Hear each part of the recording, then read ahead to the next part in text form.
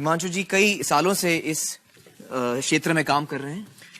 हिमांशु जी मुझे बताइए कि बुजुर्गों को अलग अलग किस्म की तकलीफें हो रही हैं सामाजिक तौर पे, तो ये क्यों इतना बढ़ रहा है? बुजुर्गों का सम्मान ये हमारे देश की एक परंपरा है जी, लेकिन जिंदगी इतनी ज्यादा तेज रफ्तार हो गई है कि अक्सर तकरीबन सभी केसेस में एक परवाह होती है, एक दिल में चाहत होती है, लेकिन जिंदगी की डिमांड्स ऐसी होती जा रही हैं कि उस चाहत को पूरा नहीं कर पाते। कोई भी आदमी जो आज काम करता है, सुबह 8 बजे घर से निकलना होता है, तब उस समय आपको जल्दी है काम पे जाने की। जब आप 8 बजे आ रहे हैं तो एक पत्नी है, बच्चे हैं, बाकी जिम्मेदारियां हैं, स्वयं के लिए समय है, तो एक लगातार जद्दोजहद है, आपको करना ही है। तो माँ बाप के लिए समय रह कहां गया उसके पास। दूसरी चीज ये कि हमारे समाज में उम्र जो है वो बड़ी तेजी से आगे बढ़ रही है। जब हम आजाद हुए थे तो 30-32 साल के आसपास की एवरेज एज मानी जाती थी। औसत एज आम भारतीय की उस वक्त सिर्फ 32 थी जी, बहुत कम थी। छोटी मोटी संख्या में कुछ लोग लंबा जी जाते थे, लेकिन आज 75-80 साल तक जीना बड़ी कॉमन सी बात है। तो अब जो आदमी 75 का हो गया, उसने खुद अपनी लंबी उम्र की तैयारी ही नहीं करी, और जब उसने कोई तैयारी खुद नहीं करी है तो उसका परिवार या उसके समाज वो कैसे तैयारी करेंगे? तो आपका ये कहने का मतलब है कि पहले तो शायद वो 60 साल तक जीता तो बहुत बड़ी बात थी, तो जब तक वो कमा रहा था वो जी रहा था, अब वो 80 साल तक जी रहा है। तो इसके जो परिणाम है वो भी इकोनॉमिक एंगल मुझे समझाइए। इसके इकोनॉमिक एंगल बहुत भयावह है। आज हिंदुस्तान में 60 साल की उम्र में आपने एक आदमी को रिटायर कर दिया। आदमी को अगर 80 साल तक जीना है तो 20 साल के लिए उसको अपना इंतजाम करना है। उसकी पत्नी 10 साल छोटी है तो 30 साल के लिए पत्नी के लिए इंतजाम करना है। औरतें आमतौर पे 5 से 7 साल ज्यादा जीती हैं, तो 35 साल के लिए उसे अपनी पत्नी के लिए फाइनेंशियल इंतजाम करना है और 20 साल के लिए खुद के लिए इंतजाम करना है।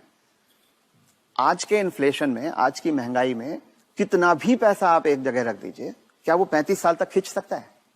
ये प्रैक्टिकल नहीं है। और जैसे जैसे उम्र बढ़ती जाती है उनके बच्चों की उम्र भी बढ़ रही है। जी, जो आज 70-75 का होगा, बच्चे भी तो 50-55 के हो रहे होंगे। वो अपना बुढ़ापा देखेंगे, वो अपनी लड़की की शादी देखेंगे, वो अपने मकान की किस्त चुकाएंगे। तो जो पीढ़ियों के बीच की जो दूरियां हैं वो बढ़ती जाती हैं। ये इकोनॉमिक वजह से बढ़ रही है। इकोनॉमिक वजह से बढ़ रही है।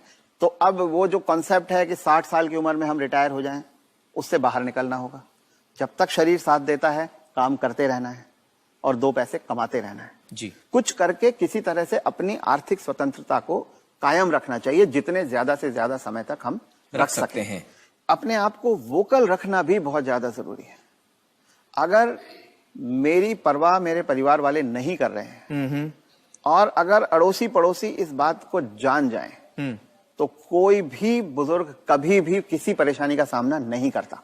क्योंकि तो चुप ना रहें। रथ साहब ये कह रहे हैं कि चुप ना रहें। अगर आपके बच्चे आपके साथ व्यवहार ठीक नहीं कर रहे हैं, सबको बताएं।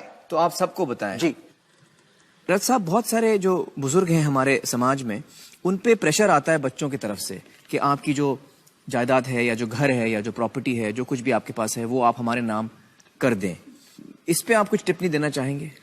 पहला ये कि किसी भी हालत में आपके पास जो भी धन संपदा है, जो भी आपके पास आर्थिक साधन है, वो जब तक आप और आपकी पत्नी जीवित हैं किसी और के हाथ नहीं जाना चाहिए। कितना भी प्यार करते किसी के नाम पे नहीं जाना चाहिए, किसी बच्चे, किसी बहू, किसी पोते, किसी के नाम पे ना जाए, कितना भी आप प्यार करते हो। क्योंकि जब तक अगली पीढ़ी को पिछली पीढ़ी का सामान कुछ मिलता नहीं है, तब तक वो उनकी इज्जत करते रहते हैं। वो हाथ पांव भी दबाएंगे, वो अस्पताल भी ले जाएंगे, वो दवा दारू भी करेंगे। और वो ही माँ बाप सबसे ज्यादा सफर करते हैं जो अपने प्यार के कारण उमड़ते चले जाते हैं।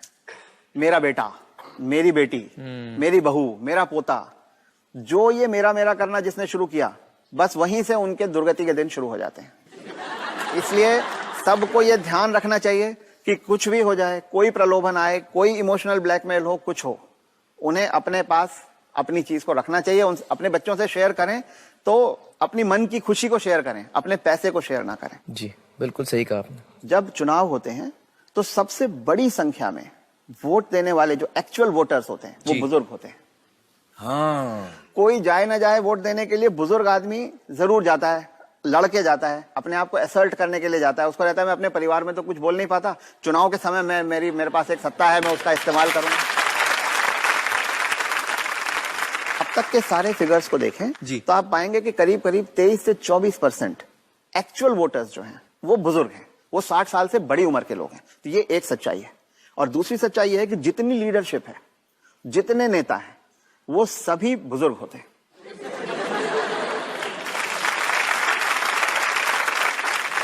तो जब वोट देने वाले सबसे बड़ी संख्या में बुजुर्ग हैं और जो नेता हैं वो सब बुजुर्ग हैं, तब भी बुजुर्गों के लिए कोई भी कानून या कोई भी नीति नहीं बनाई जाती। आने वाले समय में जैसे जैसे बुजुर्गों की संख्या हमारे समाज में बढ़ती जाएगी और जो कि बहुत तेजी से बढ़ रही है जी। अगले 10, 12, 15 साल के अंदर अंदर ये सब नीतियां जो हैं वो बुजुर्गों के लिए बनने लगेंगी। जी जी, चलिए बहुत बहुत शुक्रिया हमारे साथ बातचीत करने का मिस्टर रथ। आपने बहुत ही अहम चीजों पे